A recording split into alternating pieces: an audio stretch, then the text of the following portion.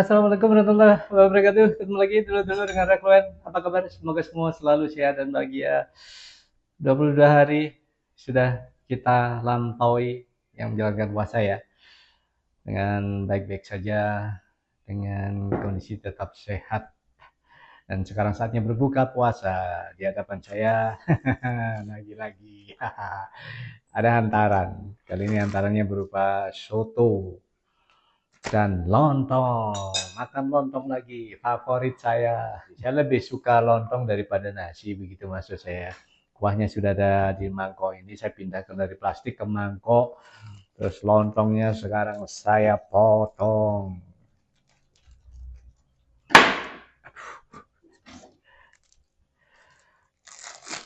Lontong lagi, lontong lagi, lontong lagi. Oh, tuh. Biayaan terus ya aku hari ini ya. Terus ini ayam, ini ayam. Ayam saya suwir-suwir di dalam plastik ini. Ya, sudah masuk. Ayam, sepotong ayam sudah masuk. Ini nggak cuma sepotong, ini berpotong-potong ini. Termasuk ada bawang merah goreng, bawang putih goreng, kentang, dan ini yang biru-biru ini namanya sohun. Nanti aja saya makan sohunnya, kayaknya banyak sekali.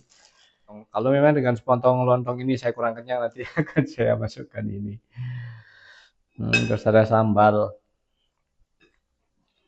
Bismillah, saya guyur dulu dengan kuah. Ya, mantap sekali. Ada sambal yang sudah dikemas di wadah kecil ini. Saya akan tambahkan dengan sambal bikinan saya kemarin, sambal super pedas. Ini dia sambal pedas bikinan saya super pedas. Bismillahirrahmanirrahim. Buka puasa hari ini dengan lontong soto hantaran dari kerabat. Oh iya, ada kerupuk. Karena piring sudah terlalu penuh, saya tidak remas ini. Karena remet ini. Satu-satu aja, biarkan utuh begini. Bismillahirrahmanirrahim.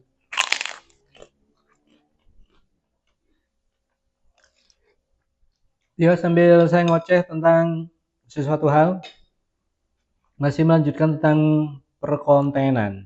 Sementara ini dulu yang saya ocehkan, karena sekarang saya sedang berusaha membuka lagi satu kemungkinan terkait dengan perkontenan. Fakta yang terhidang di dunia maya memang beragam. Satu hal yang saya cermati saat ini adalah demikian marak orang Indonesia berusaha mencari peruntungan di media sosial. Itu tidak salah sama sekali.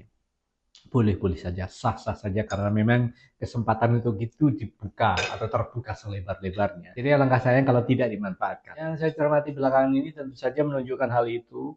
Yang memang berharap penuh dengan konten bisa menghasilkan sesuatu, tentu saja berbeda dengan orang yang hanya ya sebagai sambilan saja atau sebagai hobi atau sebagai ruang untuk bersenang-senang belaka. Nah, saya termasuk di mana? Dari yang saya sebutkan tadi, saya termasuk yang mana? Saya memang termasuk salah satu yang punya harapan ke depan media sosial menjadi salah satu yang bisa menjadi sumber penghasilan. Tidak saya ingkari itu. Tapi tidak gitu-gitu amat. Artinya, saya tetap mengedepankan pekerjaan utama saya di luar itu untuk bisa saya jaga. Karena dunia maya memang belum memberi jaminan sepenuhnya terkait penghasilan.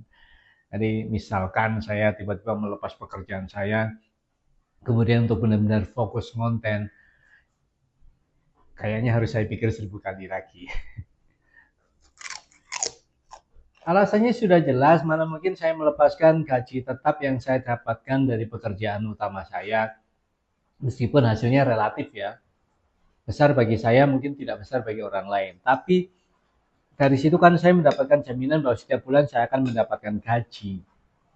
Nah, kalau tiba-tiba saya nekat melepaskan itu hanya demi konten, waduh, belum berani sama sekali. Tapi harapan ke depan tentu saja ada. Karena saya tidak mungkin sepenuhnya akan ada di wilayah pekerjaan saya saat ini. Suatu saat saya bisa tidak mampu lagi bekerja sebagaimana seharusnya. Makanya saya ambil ini sebagai ancang-ancang ke depan. Barangkali bisa membantu juga untuk saya mendapatkan rezeki dari situ. Sepertinya ini saya pernah bahas ya. Tapi tidak apa-apa, saya tegaskan di sini sekali lagi. Tujuan saya mungkin berbeda dari tujuan teman-teman atau saudara-saudara di luar sana. Kalau saya memang itu tetap mengutamakan pekerjaan utama saya di luar konten. Tapi tidak menutup kemungkinan saya juga akan berjuang untuk bisa mendapatkan sesuatu dari konten. Jadi itu bedanya dibanding orang yang memang full, total konten. Mungkin dengan melepaskan pekerjaan sebelumnya atau mungkin memang belum ada pekerjaan sebelumnya. Jadi dengan tujuan masing-masing itu saya pikir akan berbeda cara masing-masing menghadapinya. Seperti saya juga cara menghadapinya juga berbeda. Karena saya hanya akan menggunakan waktu luang saya. Waktu-waktu utama saya tentu saja untuk sepenuhnya berada di tempat bekerja. Karena saya punya tanggung jawab penuh di situ. Saya punya komitmen yang tidak bisa saya ingkari hanya demi konten. Jadi saya tidak membabi buta, tidak gelap mata, melihat orang lain gajinya beratus-ratus juta, kemudian saya mau terjun ke situ. Nah, belum tentu juga kan saya bisa mendapatkan bayaran yang sama. Belum tentu saya bisa mendapatkan hasil yang sama, karena proses yang saya jalani dan mereka jalani pasti berbeda. Dan media sosial tidak bisa dimatematika sih menurut saya. Banyak teori yang berkembang di luar sana bahwa kontennya harus begini, begini, begini, begini, begini. Itu kan sesuai dengan apa yang sudah dialami oleh mereka yang berhasil. Tapi ketika itu dipraktikkan oleh orang yang baru mulai, pemula, belum tentu akan mendapatkan hasil yang sama. Itulah makanya saya harus berhati-hati banget untuk melangkah ke media sosial, melangkah ke dunia maya, apalagi menggantungkan sepenuhnya hidup saya di situ. Jangan. Dengan tidak terlalu menggebu-gebu menjalani pekerjaan di media sosial, untungnya besar sekali buat saya karena saya akan terhindar dari stres berkepanjangan. Ya ada stres-stresnya, tapi tidak akan sebesar ketika saya full menggantungkan sepenuhnya hidup saya di situ. Memang itu yang saya hindari. Jangan sampai hanya karena urusan dengan konten tiba-tiba saya jadi stres. Jangan sampai. Sekali lagi karena tidak ada jaminan di situ, nanti kita sudah terlanjur babak belur, jungkir balik, berdarah-darah, ternyata hasilnya juga nggak seberapa, atau bahkan seperti pungguk merindukan bulan, sulit mencapai hasil yang diinginkan. Saya bisa merasakan apa yang dirasakan oleh saudara-saudara di luar sana yang memang berharap banget bisa mendapatkan gaji besar seperti yang mereka lihat dari teman-teman yang sudah lebih dulu sukses. Ya nggak apa-apa sebenarnya, tapi kembali lagi bahwa peruntungan di situ berbeda-beda, tidak bisa dimatematikkan. Kalau A sukses, belum tentu B, C, D sukses. Bisa saja sebaliknya. Makanya memang harus siap untuk menghadapi itu dulu. Menghadapi ribet ruwetnya, menghadapi kemungkinan gagalnya. Jadi di tengah kita berjuang keras, otomatis kita tetap menyiapkan diri untuk seandainya itu tidak berhasil, ya sudah, namanya juga sudah siap, otomatis yang akan terjadi akan bisa diterima dengan lapang dada harusnya. Kalaupun kecewa mungkin tidak akan sekecewa orang yang 100% berhayal muluk, bermimpi terlalu tinggi, kemudian jatuh pak gitu ya, remuk gitu ya. Saya nggak mau seperti itu. Ya, saya yakin juga banyak saudara-saudara di luar sana berpikir yang sama dengan saya, untuk tidak bergantung sepenuhnya pada media sosial. Ya berjuang saja semampunya. Apa yang hendak dijalani, dijalani. Konsep-konsep yang hendak dituangkan, dituangkan. Ditata dengan sebaik-baiknya, serapi mungkin.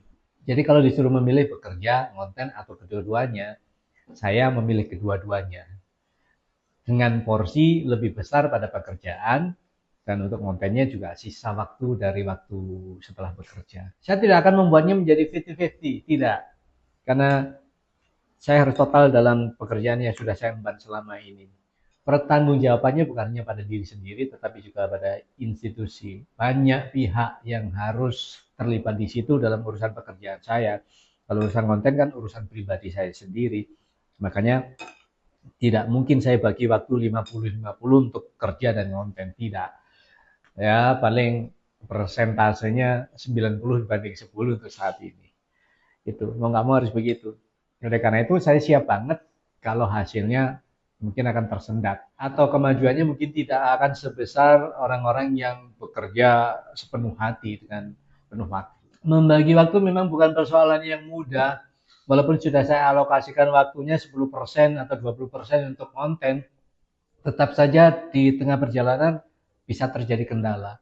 Misalnya tiba-tiba di tempat bekerja saya ada lembur atau pekerjaan yang harus saya selesaikan dalam waktu yang seharusnya saya pakai untuk konten.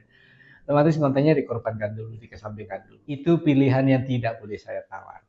Cukup itu saja ocehan saya hari ini. Walaupun ada perulangan, mudah-mudahan tetap ada sesuatu yang bertambah dari apa yang saya sampaikan, terutama tentang hal memilih konten, bekerja, atau kedua-duanya. Saya pilih kedua-duanya dengan porsi waktu yang berbeda. Ya, syukur kalau suatu saat nanti bisa berhasil, kalaupun tidak, nggak apa-apa. Terima kasih, semoga kita semua selalu sehat dan bahagia. Wassalamualaikum warahmatullahi wabarakatuh.